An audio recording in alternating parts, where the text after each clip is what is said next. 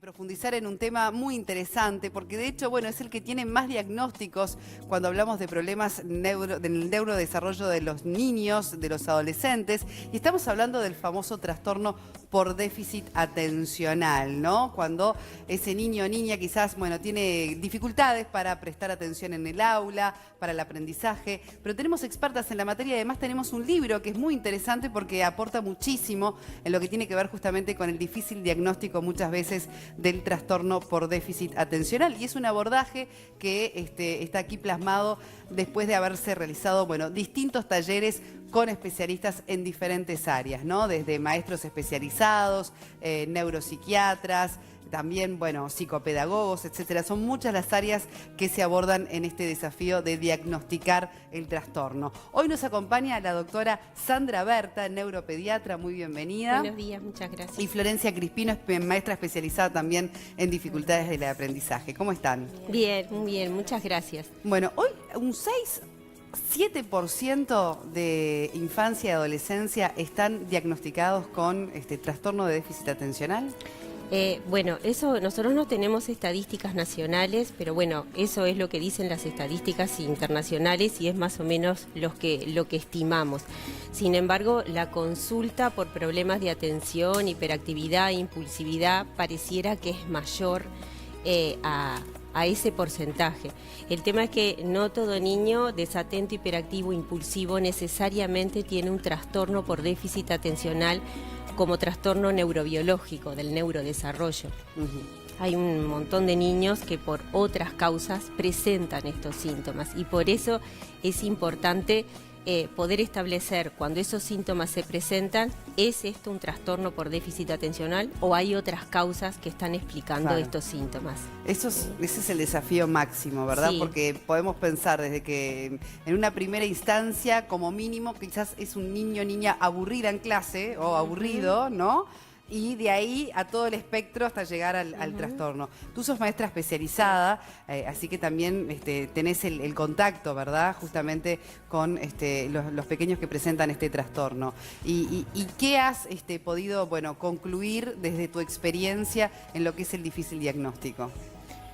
Y bueno, es como tú decís, es muy difícil, es un diagnóstico que lleva tiempo y eso es algo que hemos trabajado bastante en el servicio, ¿no? Uno tiene que tomarse su tiempo para hablar con la familia, para ponerse en contacto con los maestros que están en la clase o los profesores, que tienen mucha información acerca de, digamos, cómo ese niño se desenvuelve en la cotidianeidad del aula. Y bueno, y es un diagnóstico que hay que hacer, por supuesto que lo realizan los médicos, que son los médicos tratantes del niño, pero que la interdisciplina favorece a eso también, ¿no? Por lo pronto siempre comienza, bueno, la observación en la escuela. Sí, claro. Allí se manifiesta la inquietud de los padres, que a su vez consultan a los médicos especializados. Es decir, la observación de esa maestra es clave en poder, bueno, detectar la primera preocupación al menos, ¿no? No son niños que simplemente son inquietos, digo, vamos a marcar quizás allí también, porque inquietos hoy diríamos todos los niños son inquietos, o les cuesta por lo menos a veces con todos los estímulos que hoy tienen, es el ritmo escolar actual. ¿Dónde empieza a generarse, digamos, la preocupación mayor?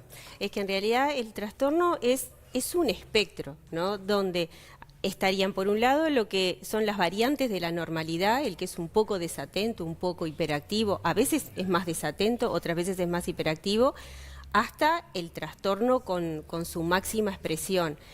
El niño que realmente tiene el trastorno como entidad clínica, esto lo trae genéticamente.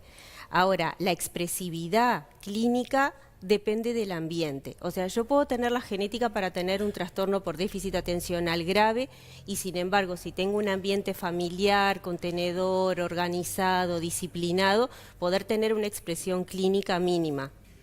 O tener la base genética para tener un trastorno a mínima expresión y en un ambiente muy desorganizado y caótico, los síntomas presentarse en forma muy exacerbada. Por eso el ámbito familiar incide mucho en lo que es la expresión clínica del trastorno. Es interesante lo del componente genético, pero porque sobre todo nosotros, que somos otra generación que la de nuestros hijos, este diagnóstico no existía. Claro. Digo, es muy reciente el trastorno por... Si bien hay muchos estudios Sí. y hay mucha prueba científica, por ejemplo, del resultado de la medicación, está muy chequeado todo eso, dentro de todo son diagnósticos relativamente recientes. El neuropediatra es la primera consulta de esa madre, padre preocupado por un posible trastorno de déficit, o antes debería consultar a otra No, especialización. en general la consulta se hace con el médico de referencia del niño, que es el pediatra. Eso es importantísimo tenerlo claro. Es como el primer filtro. Es el que conoce al niño, es el que conoce a la familia y es en quien el padre tiene confianza por ese seguimiento que hace el pediatra a lo largo de los años. O sea, es el pediatra el que deriva al especialista, no solo neuropediatra, sino el psiquiatra infantil. Hay alteraciones neurológicas que son claras del neuropediatra, otras que son claras del psiquiatra, y hay trastornos que cabalgan entre las dos disciplinas y nos tenemos que complementar por el bien del paciente. Un ejemplo clarísimo es el trastorno por déficit atencional, porque a veces cuando predominan, por ejemplo, trastorno por déficit atencional más dificultades del aprendizaje, somos los neuropediatras los que tenemos una participación más activa. Cuando coexiste con un problema, con otro trastorno de conducta asociado, a veces es el psiquiatra el que tiene una participación más activa. Y a veces somos los dos los que hacemos el seguimiento del niño en conjunto. Ujú. Sí, parece complejo, ¿no? Porque es como decían ustedes, el diagnóstico es clínico, no es que es algo que se pueda, no es un síntoma específico que... El problema es que no existen marcadores neurobiológicos.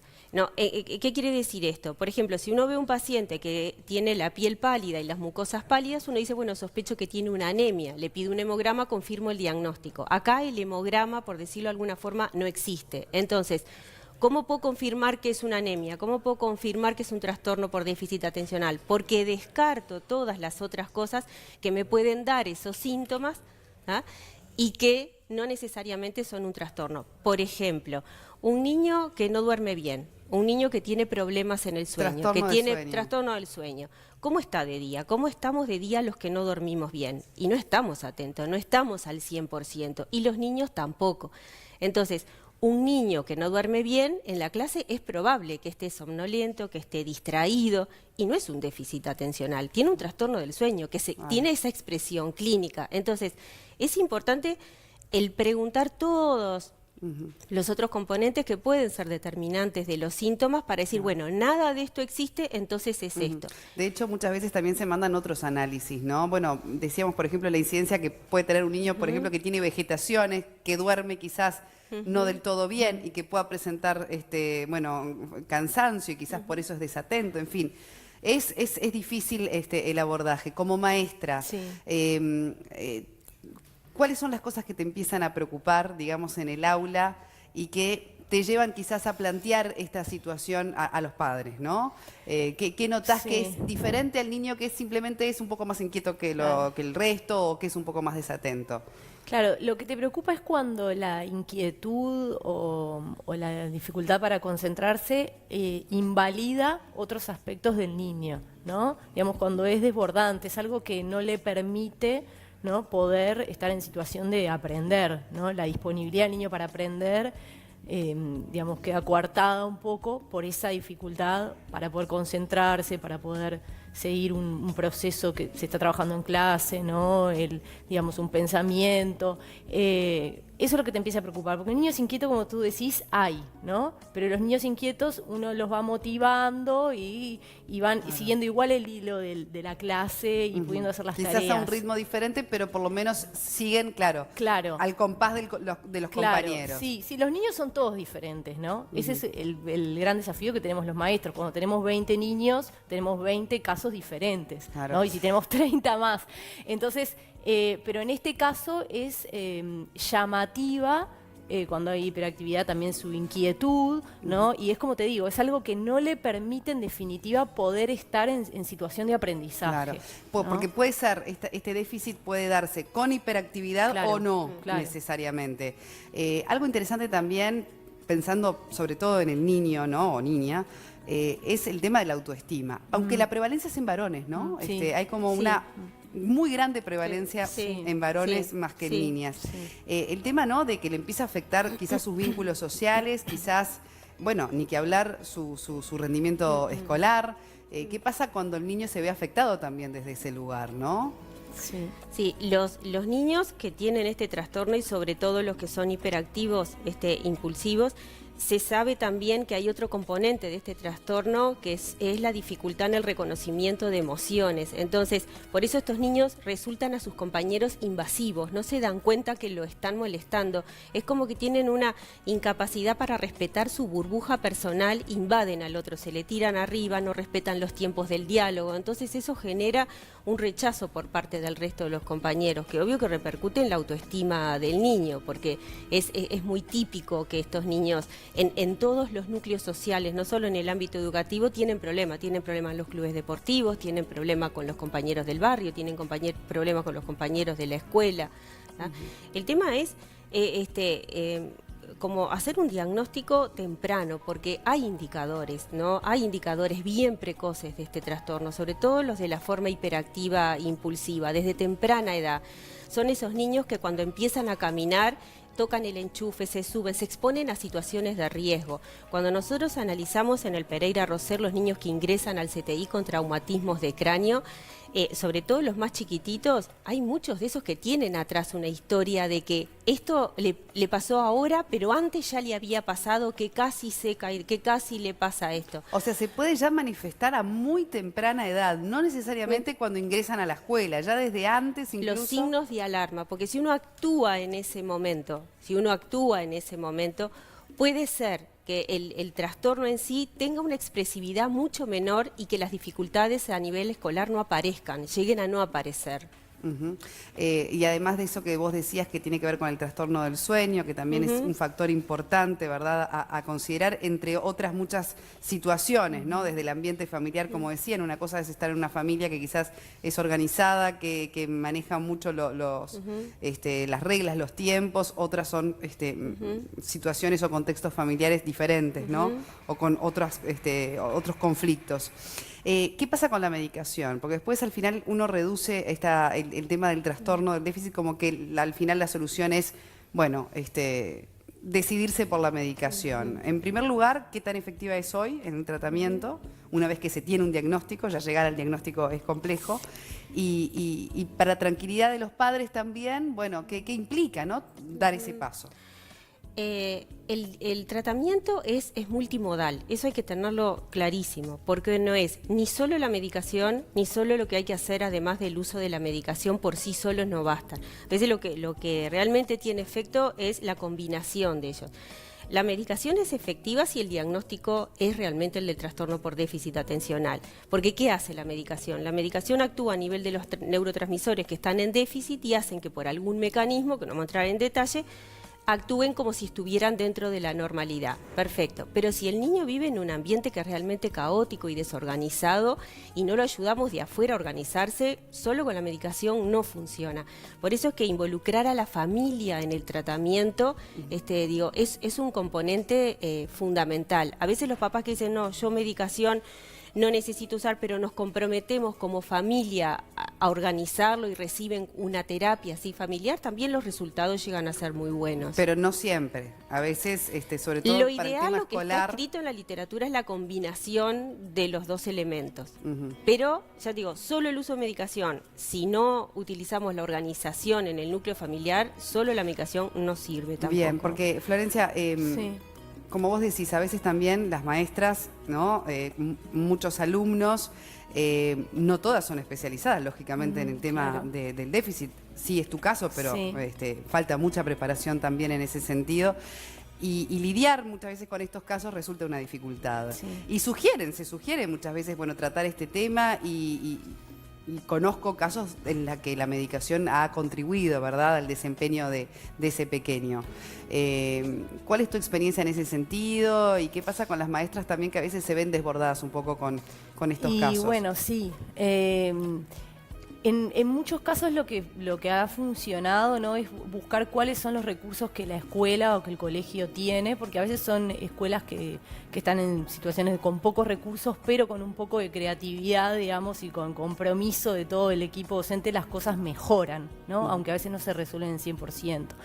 Y bueno, a veces estos niños necesitan tener tareas especiales, algo que nosotros ponemos en el libro con María Eugenia de Reyes, que es la compañera con la que escribimos ese artículo, es intentar ver lo que realmente le gusta a ese niño, conocer a ese niño, estar un poquito uno a uno con ese chiquilín cuando va al recreo, cuando hay una actividad especial, acercarse a donde él está, ver qué otras cosas le gusta, que no es tanto lo curricular, y que eso también pueda tener un lugar en la clase. Lo cual debería suceder con todos los niños. En realidad, varias de las recomendaciones que están en el libro, uno se pone a pensar como maestro y dice, bueno, esto uno lo hace con varios niños, no solamente con los que tienen este diagnóstico, ¿no?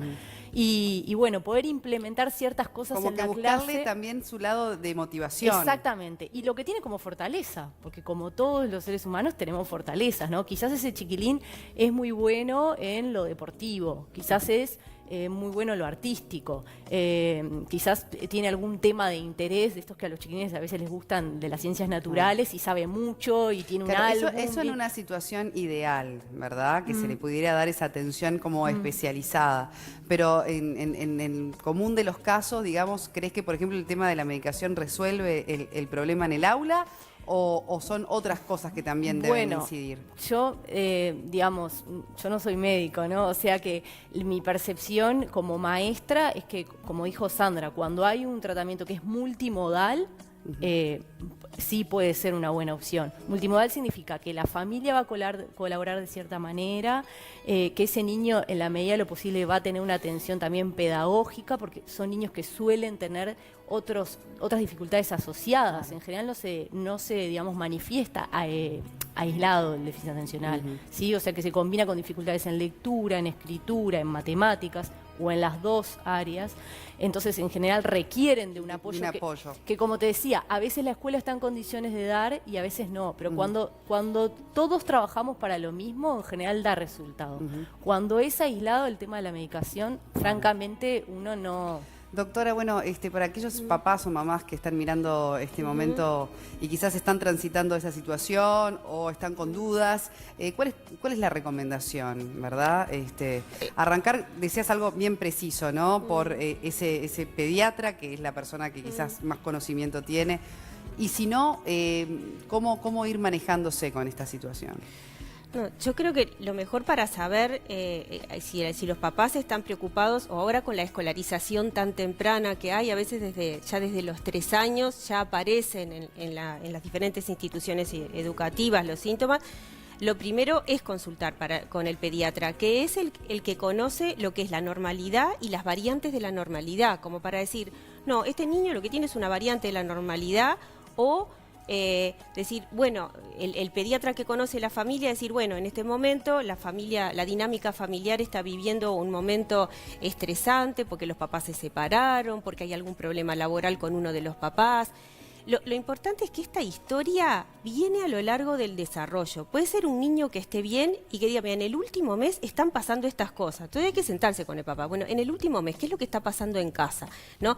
Bueno, la abuela está enferma y vino a vivir a casa con nosotros. Digo, bueno, si es porque eso, también hay situaciones lo puntuales ayudamos que que afectan y que no dan tienen que ver con un hiperactividad trastorno. y que el niño se porte mal. Ahora, si es una historia que el niño ya trae a lo largo del desarrollo, hay que hacer el diagnóstico precoz con el especialista, sea el neuropediatra o el psiquiatra infantil. Y después también, como veíamos en el libro, puede llegar a requerir, por ejemplo, la colaboración de psicopedagogos. Claro. Es decir, hay muchas áreas que después, según cada caso, entran a jugar un papel también interesante, ¿no? En el compromiso para mejorar esas condiciones. Tenemos algunos mensajes antes de ir redondeando ya la entrevista. Por ejemplo, Ximena dice, felicitaciones por este maravilloso tema. Mi hija es hiperactiva y se siente que no la quieren y llora en los recreos porque nadie quiere jugar con ella. Está siendo atendida, creo que tengo fe que va a salir. Somos de Carelón Chico, Escuela 92. Muchas gracias. Y Sandra, ahora les pido por supuesto que una respuesta. Sandra dice, soy mamá de un adolescente que hoy está en bachillerato. Fue muy grande la lucha con los maestros que no están educados para tratarlo. No son para escuela especial, solo tienen que estar adelante, donde no se distraigan y no tirarlos al fondo de la clase. Y mucha ayuda entre madres y docentes que no quieren saber de nada también, dice Sandra, con respecto, bueno, también a esa parte, ¿no? A educar a los docentes qué hacer con estos chicos. Bueno, dos realidades allí también interesantes que cuentan por experiencia propia. Bueno, el tema también social. que me imagino El la gran tema angustia social, que se genera, sí, ¿no? No es en todos los casos que pueda venir con pero esto. en muchos. Pero en muchos sí. Sí. En muchos sí se genera. Y con respecto al segundo mensaje, a veces los docentes no saben realmente qué hacer, ¿no?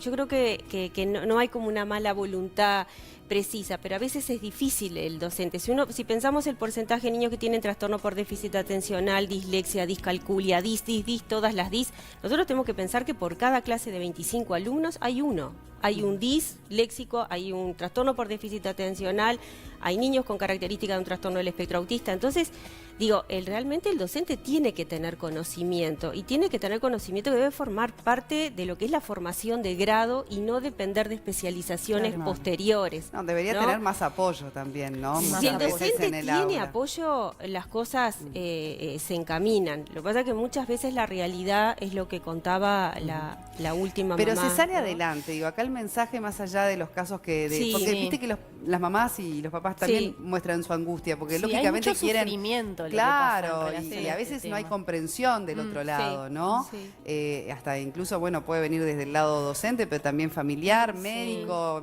muchos factores. Lo importante acá es saber que si se llega a un buen diagnóstico con personas idóneas, se sale adelante. Después ese niño o niña puede, o adolescente, porque no lo abordamos tanto, el Sí. tema adolescente, que también tienen casos, puede seguir y después supuesto. un desarrollo Sí, sí, saludable, sí, ¿no? Sí, sí.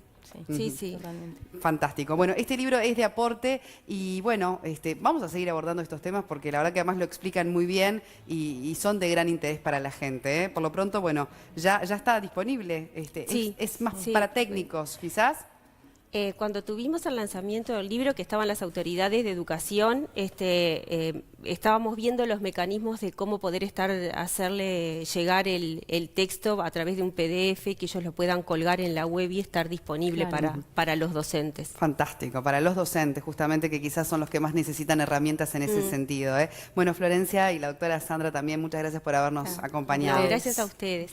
Muy bien, bueno, nosotros hacemos tenemos una placa, miren, antes de irnos, y aprovecho que todavía están con nosotros, esto es interesante porque son herramientas para trabajar con el trastorno de déficit atencional con hiperactividad. Por ejemplo, algunos tips, ¿no?, interesantes, como conocer las fortalezas de nuestro niño, observar sus intereses, habilitarlo a que los socialice con un grupo, organizar las secuencias de las tareas, cosas que podemos hacer, ¿no?, como armar agendas en un pizarrón, chequearlos en la jornada, la importancia del contacto visual frecuente, sentarlo cerca del maestro con pocos estímulos alrededor, habilitarlo a hacer preguntas, ¿verdad? También todo lo que es la motivación Claro. en ese sentido, intercalar propuestas curriculares exigentes con otras más livianas, ¿no?, que habiliten el desplazarse, todo lo que son los juegos verbales, rítmicos, juntos con actividades recreativas. Esto lo publicaba La Diaria cuando presentaba el libro y que nos pareció también pertinente compartirlo porque, bueno, a veces quizás son pequeños estímulos que damos que Sí. es como por dónde empezar, Sí, ¿no? sí, También sí, hacer cosas Sí, positivas. cosas Sí. concretas. Exacto. Bueno, ahora sí, muchísimas gracias. Nos despedimos.